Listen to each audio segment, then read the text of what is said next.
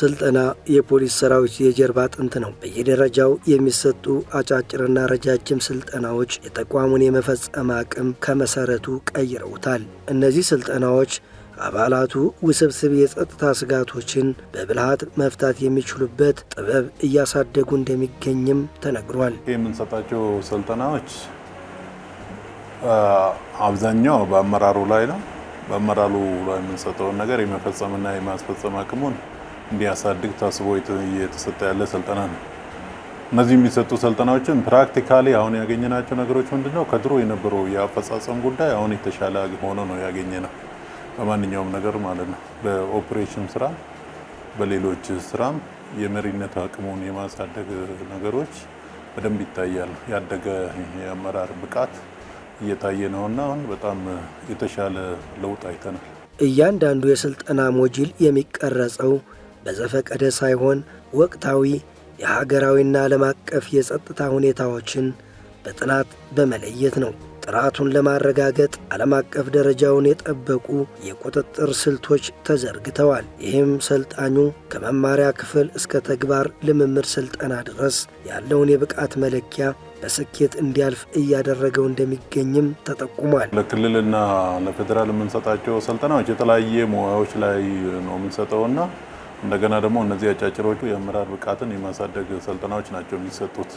ይሄ ሲሰጡ ምናልባት ለአመራሩ ምንድነው የሚሰጠው፣ ለባለሙያዎች ምንድነው የሚሰጠው፣ እሱን ነው መሰረት የምናደርገው።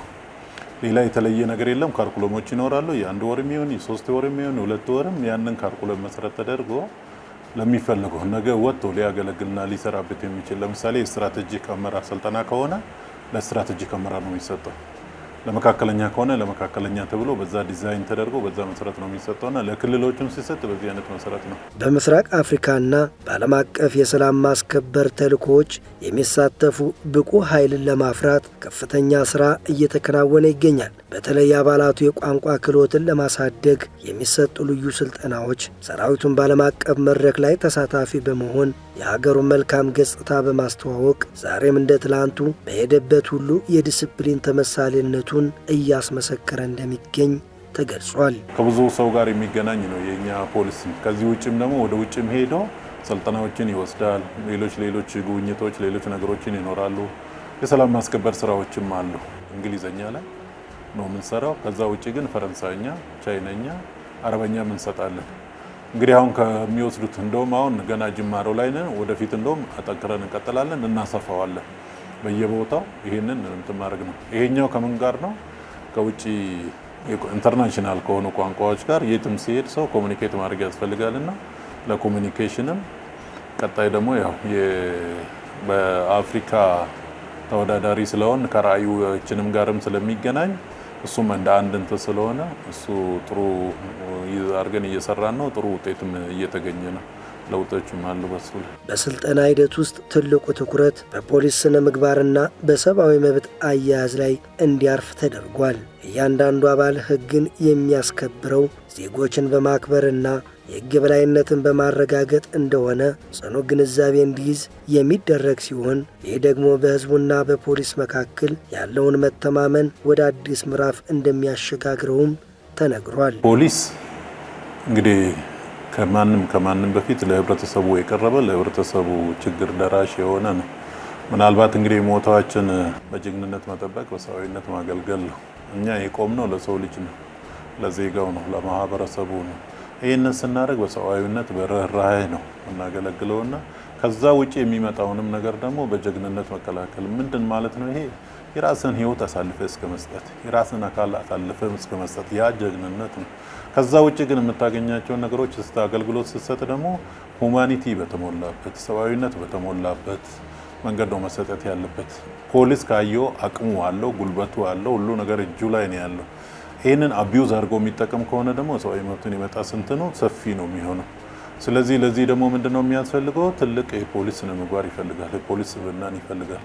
ይህንን ተገንዝበን ደግሞ ይህንን በደንብ እየሰራንበት ነው። በተለይ ከስብዕና ጋር ታይዞ ከስነ ምግባር ጋር ታይዞ ያሉ ነገሮች ፖሊሱን በትክክለኛ መንገድ የሚፈለገውን አገልግሎት ብቻ እንዲሰጥ የሚያደርገው ስነ ምግባሩ ስለሆነ እሱ ላይም በደንብ ትኩረት ተደርጎ ነው እየተሰራ ያለ። ወታደራዊ ሳይንስ ከዘመናዊ የፖሊስ ስራ ጋር በማጣመር ስልጠናውን ይበልጥ ሳይንሳዊ እንዲሆን ተደርጓል። ከወንጀል ምርመራ ጥበብ እስከ ዲጂታል ደህንነት፣ ከፎረንሲክ ላቦራቶሪ እስከ ስልታዊ ግጭት አፈታት ፖሊስ በሳይንሳዊ ቴክኖሎጂ የታጠቀ ዘመናዊ ተቋም የማድረጉን ስራ በስኬት እየተከናወነ እንደሚገኝም ተብራርቷል። ባደገ ሀገር ያደገ የፖሊስ አገልግሎት ወይም በተለወጠ ሀገር የተለወጠ የፖሊስ አገልግሎት መስጠት ነው። ስለዚህ ምንድነው ያለው ግሎባላይዜሽኑ ምንድነው የሚመስለው፣ ሌሎች ጋር ያለው ምንድነው፣ ዓለም ወዴት እየሄደች ነው እያልን እሱንም እየተከተል በዛ መንገድ ነው የምንሰጠው። ይሄንን ስናደርግ እንግዲህ ምንድነው ከሌሎች ሀገሮች ሄደን ልምድ እናመጣለን። ሌሎች ሀገሮችም እዚህ መጥተው ደግሞ ልምዳቸውን ያካፍላሉ።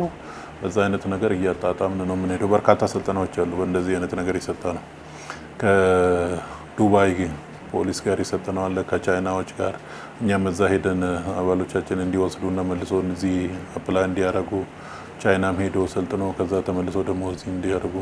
አሁን ደግሞ ጊዜው ቴክኖሎጂ ነው። ከቴክኖሎጂዎችም አንዳንድ ነገሮችን እያመጣ በዛ አይነት መንገድ እየተሰጠ ነው። በተለይ ከዚህ ጋር ታይዘውን ቻሌንጅ ወይም ጽናት 21 ስልጠና ሰጥተናል። ያ ትልቅ ለውጥ ነው ያመጣው በተቋሙ ላይ፣ በሰራዊቱ ላይም ትልቅ ለውጥ ነው ያመጣው። ስለዚህ እንደዚህ አይነት ነገሮች ይቀጥላሉ ነገም ከነገ ወዲያ። ባለፈው ጊዜ ደግሞ ኮማንዶ ለመጀመሪያ ጊዜ በራሳችን አቅም ስልጠና ሰጥተናል። በጣም የሚያስገርም የሚያስደምም ስልጠና ነው የሰጠነው። ምርቃቱም በዛ ልክ ነው የታየውና አቅሙ እዛ ላይ ደርሰዋል። እነዛ ልጆች አሁን ወይም እነዛ አባሎች አሁን በሄዱበት ቦታ ሁሉ በኦፕሬሽንም ይሁን በማንኛውም ነገር ስኬታማ ሆኖ ነው እንትን እያለ ያሉትና ኢቭን ከዚህ ከጸጥታ ከምናምን ጋርም ትልቅ አስተዋጽኦ እያበረከቱ ነው ያሉት። የፖሊስ አመራሮችን የመሪነት አቅም ለማጎልበት የሚሰጡ ልዩ ስልጠናዎች የአመራሩን የውሳኔ አሰጣጥ ፍጥነትና የቡድን ስራ ጥራትን በከፍተኛ ደረጃ አሳድጓል። ፈታኝ ሁኔታዎችን በጥበብ የሚመሩ ሰራዊታችን በላቀ ሞራል ወደ ስኬት የሚያሳልፉ መሪዎች የተቋሙ የለውጥ ሞተሮች ስለመሆናቸውም ተገልጿል። አመራር ማለት ነው የራሱ ፋንክሽን አለው፣ የራሱ ስኪሎች አሉ። እነዚህ ነገሮች ምንድነው የአንድ አመራር ተግባሩ ዋና ሚናው ምንድነው እሱን እንለያለን። ስለዚህ ለዛ ለሚያከናውናቸው ነገሮች ሊደግፉ የሚችሉ ነገሮች ምንድናቸው? ኢቨን እንግዲህ አመራር ስትባል ደግሞ ውሳኔ ሰጪ ነው መሆን ያለበት፣ ዲሲሽን ሜከር መሆን አለበት አመራሩ። ምንም ውሳኔ የማይሰጥ አመራር ከሆነ ምንም እንትን የለም። ምክንያቱም ሪሶርሱ ነው መናጅ የሚያደርገው። ስራውን ሲሰራ ሪሶርስ ነው። ከዚህ ከሪሶርሱ ውስጥ ደግሞ አንዱ የሰው ኃይል ነው። ሌሎች ሪሶርሶች አሉ። ትልቁ ደግሞ ከነዚህ ሪሶርሶች ውስጥ ደግሞ የሰው ኃይሉ ነው በጣም ትልቁ ነገር የሚፈልገው። ሰውን ለማልማት የምንሄደውም እሱ ነው። ምክንያቱም ሰው ነው ሪሶርሱን የሚጠቀመው፣ ሰው ነው ሪሶርሱ ላይ የሚወስነው። ሌሎች ነገሮች እንደፈለግ ማድረግ ትችላለህ። ስለዚህ ያንን እንዲያደርግ እንግዲህ አመራሩ ደግሞ እነዚህ ነገሮች ላይ እየወሰነ ነው የሚሄደው፣ በሰው ላይ፣ በሪሶርሱ ላይ፣ ሌሎች ነገሮች ላይ። ስለዚህ የራሱ ፋንክሽኖች አሉ። ያንን ፋንክሽኖችን እንትን እያለ የራሱን ስኪሎች ዲቨሎፕ የሚያደርጉበት ነገሮች እንድናደርጋለን። ከዛ ውጪ ደግሞ እንዴት ነው ይሄን ነገር ኮሚኒኬት ማድረግ አለበት።